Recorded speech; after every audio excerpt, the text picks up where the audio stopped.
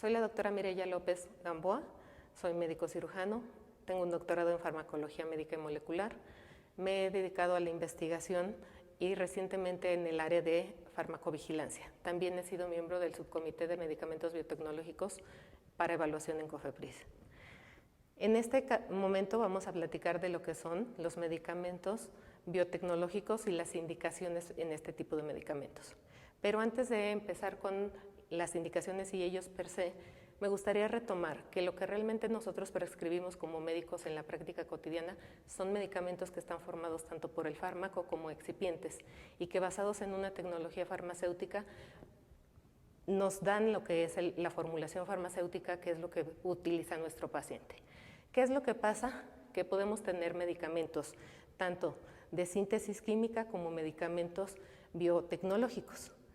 Innovadores, el primer fármaco que aparece en el mercado, y luego hay copias en ambos casos. Para el caso de los medicamentos biotecnológicos, las copias las llamamos biosimilares en el resto del mundo y en México son los biocomparables. La producción de medicamentos biotecnológicos es muy reciente, pero no es algo que haya aparecido en los últimos días. En realidad, los primeros biotecnológicos, aquí tenemos una fotografía de la primera publicación del primer biotecnológico, la insulina, en 1923. Sin embargo, el ente biológico que se utilizaba para producirlo pues eran la de tipo porcino o bien bovino.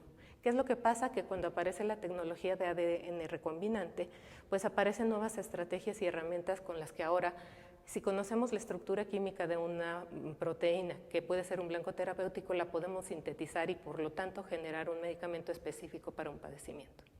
Entonces, decíamos que hablamos de medicamentos biocomparables o biosimilares.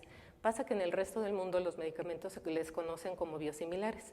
Incluso nosotros podemos leer bibliografía en inglés y siempre vamos a leerlos como biosimilars. Sin embargo, cuando nos vamos a México, vemos que la Ley General de Salud, en su artículo 222, define dentro de los medicamentos biotecnológicos a aquellos que no son innovadores y que han demostrado su biocomparabilidad como medicamentos biocomparables. Entonces, en México, los biocomparables es lo que nosotros normalmente conocemos pues como biosimilares. ¿Cuántos biocomparables tenemos en México? Aquí tenemos una lista en donde podemos ver del lado derecho los que han estado agregándose cada uno de los años. Esta es una lista que puede ser consultada. Si ustedes la buscan en la página de internet de la COFEPRIS van a encontrar una tabla como la de les acabo de mostrar. Tenemos Filgrastim, fue uno de los primeros. Actualmente ya hay varias marcas de Filgrastim. Por ejemplo, de interés oncológico, pues tenemos Rituximab y recientemente Trastuzumab. Entonces, son medicamentos que conforme se van creando, los van sometiendo a autorización y entonces están disponibles para nuestra práctica cotidiana en el uso con los pacientes. ¿Por qué biocomparables son diferentes a los genéricos y cuál es la gran diferencia entre las pruebas que se hacen y por qué hablamos de biocomparable y no de un genérico? Bueno, una de las cosas más importantes es su origen como síntesis química. En el caso de los medicamentos de síntesis química son moléculas estructuralmente muy estables que tienen una secuencia muy bien conocida y que se pueden sintetizar in vitro o bien pueden ser extraídos de plantas o son semisintéticos, pero al final de cuentas son moléculas químicas que podemos sintetizar. Una de las características importantes es que cuando tenemos una molécula química del innovador y la comparamos con el que quiere ser la copia que quiere también competir para esta misma indicación, químicamente las podemos comparar y van a tener una identidad. Sin embargo, cuando hablamos de los medicamentos biotecnológicos es diferente. Los medicamentos biotecnológicos son medicamentos que se producen en células vivas, a veces en organismos vivos. Entonces, al estar involucrado un organismo vivo no replica al 100% siempre lo que sintetiza. Eso lo podemos ver en diferentes ejemplos. Por ejemplo, el vino. Nosotros podemos tener que aun y cuando sea de la misma región, entre cosecha y cosecha, el vino puede ser diferente porque hay un organismo vivo ahí, la levadura, involucrada en la fermentación, que nos puede dar diferencias entre ellos. ¿En qué más lo podríamos ver? Si tuviéramos, por ejemplo, un pintor muy bueno y nos hace una réplica de La Última Cena, pues a lo mejor podríamos, al ojo de inexperto podríamos pensar que es igual. Sin embargo, un ojo bien calificado puede encontrar la diferencia. Y aun y cuando la misma persona lo hiciera una y otra vez, puede haber pequeñas diferencias. Entonces, es imposible replicar al 100% la identidad química y estructural cuando esto está siendo dado por organismos vivos. Y hay una variante más. Tenemos diferentes tipos de células para hacer la producción de los medicamentos biocomparables. Entonces, aquí lo que vamos a tener es que dentro de estas células de medicamentos biocomparables podemos tener células desde muy simples, cuando el biofármaco es muy sencillo, como la insulina, que es una doble cadena de aminoácidos unida, pero tenemos también moléculas muy complejas como lo son los anticuerpos monoclonales, donde lo que vamos a necesitar entonces es células más especializadas. Sobre todo porque hay una gran diferencia. Algunas de estas moléculas requieren de procesos específicos post-transduccionales, como es la glicosilación, para que tengan una estructura con una funcionalidad.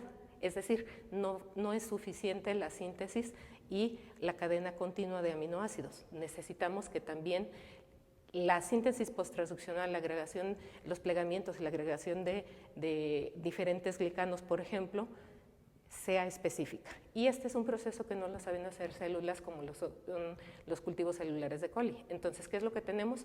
Necesitamos cultivos de células de mamíferos. Entonces, ¿cuál célula de mamífero puede ser utilizada en estos casos? Pues va a depender un poco de la que esté disponible y la que el laboratorio seleccione.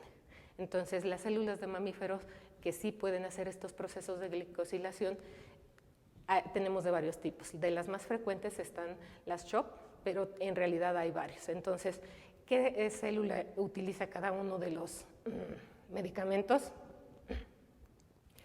Entonces, retomando lo que es la definición en México de un biocomparable y apegado a lo que nuestra regulación dice, este medicamento biocomparable es aquel medicamento biotecnológico que ha demostrado los estudios necesarios para sustentar la calidad, la eficacia y la seguridad.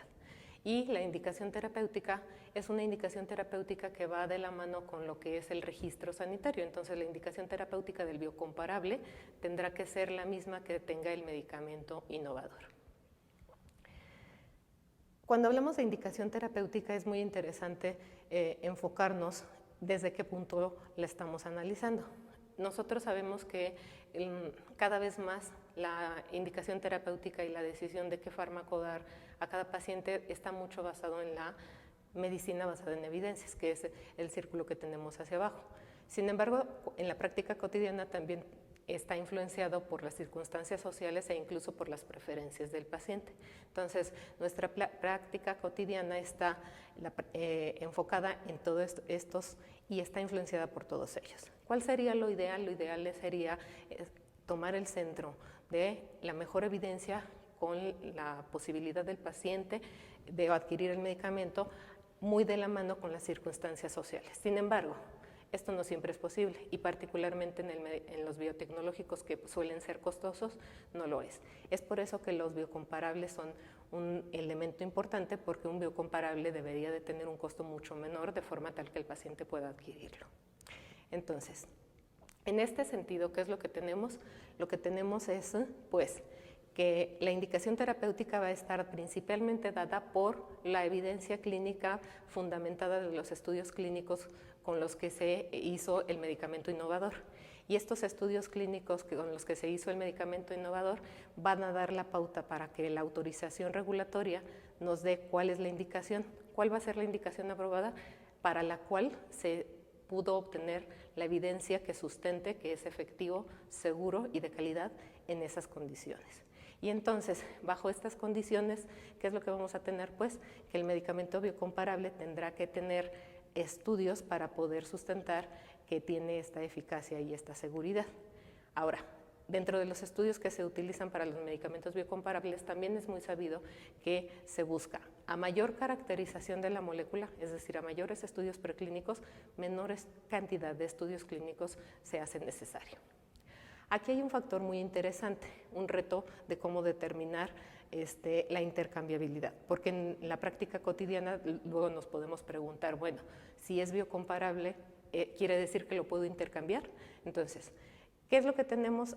Esta es una revisión donde se hacen propuestas de qué estudios deberían de ser. Resulta que si nosotros hablamos de biosimilar en el tipo A, tenemos cuando comparamos dos medicamentos, pero si queremos hablar de intercambiabilidad, necesitaríamos hacer switches entre los medicamentos, es decir, además de tener un brazo de mi medicamento de referencia y mi biotecnológico que quiere ser biocomparable, podríamos tener un brazo donde estemos switchando para ver si en las condiciones van a ser posible hacer este proceso. No es la única opción, también tenemos en la opción B cuando podemos hacer un agregado de solamente un brazo adicional, no doble brazo, y solamente hacer un brazo y compararlo contra los dos medicamentos iniciales. O podemos tener un proceso más en donde tengamos a los estudios iniciales de biocomparabilidad, es decir, comparo mi innovador contra el que quiere ser biocomparable, y después dejo otro brazo en donde el de referencia se compara con un switch, como un estudio adicional. O bien, el otro parámetro sería una extensión. Adicional a los básicos que ya describimos, agregar en el tiempo un periodo más de evaluación donde extendamos el brazo del de referencia y además ahí agreguemos el switcheo. ¿Para qué es el objetivo de todo esto? Para poder tener datos en la clínica. Sin embargo, la regulación de cada uno de los países es diferente y cada quien determina cuáles de estos brazos se deben de hacer. Europa tiene ciertos estándares, Estados Unidos tiene otros, México tiene los propios. ¿A dónde lleva todo esto? Que cuando hacemos la correlación con lo que es los estudios clínicos con la indicación terapéutica, es muy importante recordar que al ser un biotecnológico, nuestro biocomparable no es idéntico. Entonces, si no es idéntico, puede haber cambios en el mismo, incluso entre lote y lote también esto le pasa a los innovadores, y estos cambios deben de ser lo suficientemente insignificantes clínicamente. Entonces, ¿por qué? Para poder tener nosotros la seguridad. Y tres conceptos que son muy relevantes. No es lo mismo intercambiabilidad. La intercambiabilidad se da cuando tenemos dos productos en los cuales en la práctica médica se puede intercambiar sin tener incidencia en qué tipo de paciente se está haciendo el cambio. Es decir, el médico puede no saberlo. Podemos tener también el proceso de switcheo en la práctica clínica cuando el médico sabe que le está dando el producto A y decide switcharlo por el producto B, pero el médico, conociendo las características de ese medicamento específico, de ese biocomparable específico y conociendo las características del paciente. Y finalmente tenemos otro proceso que es un concepto en el cual se llama sustitución. ¿Qué es la sustitución? Cuando a nivel de la farmacia el que atiende en la farmacia, el farmacéutico, puede o no otorgar el medicamento A o el medicamento B, mi biocomparable A, mi biocomparable B, sin el conocimiento del médico. Entonces, estos tres procesos son importantes, pero para poder determinar en qué condiciones es lo mejor, pues lo más importante es saber qué tipos de estudios de los que vimos previamente fueron los que se realizaron para saber cuál es la información que tenemos para poder tomar las mejores decisiones. Finalmente, ¿cuáles son algunas de las preocupaciones que tenemos? Son preocupaciones que les llamamos de seguridad. ¿Por qué? Porque en realidad ya estamos en un periodo de poscomercialización. Algunas de las preocupaciones de seguridad que tenemos relevantes, de las que todavía no se alcanza a conocer la totalidad, es la generación de anticuerpos neutralizantes o anticuerpos anti-anticuerpo, es decir, el biocomparable o el biotecnológico específico. ¿Cuál es entonces la problemática de estos anticuerpos neutralizantes? Uno, la probabilidad de que me bloqueen el efecto del fármaco y por lo tanto tenga una disminución en la efectividad. Dos, el incremento posible de la generación de trombos, entre otros. Además, también otra preocupación de seguridad es que tenemos pocos datos de seguridad a largo plazo de casos de switcheo. Recordemos que es poco tiempo el que tenemos medicamentos biocomparables y todavía no tenemos una experiencia tan larga. Y finalmente, en el caso de lo que son los medicamentos biocomparables, es muy importante tener en cuenta de que la indicación para la cual lo podemos utilizar es para la indicación que ya aprobó específicamente con sus estudios. Es decir, en el caso de rituximab, si para lo que demostró la efectividad es en linfoma, entonces la indicación será en linfoma, versus no puedo extrapolar directamente la indicación del biocomparable hacia lo que es artritis solamente porque es el mismo fármaco. Así no funciona con los biotecnológicos, tienen que demostrar, sobre todo en esos casos donde tenemos pocos biomarcadores de efectividad. Entonces, finalmente, ¿qué es lo que nos queda para el resto del tiempo? Seguir conociendo. Entre más conozcamos a los medicamentos, más podemos ir acotando y más podemos estar seguros de cómo los estamos utilizando. Desafortunadamente, el seguimiento es un poco más impreciso porque ya está en una etapa de comercialización, y una de las vías recientes que se están utilizando de recuperar información de seguridad y efectividad de los medicamentos es a través de la farmacovigilancia. Les agradezco mucho la atención, espero la información haya sido de su interés, que tengan un muy buen día.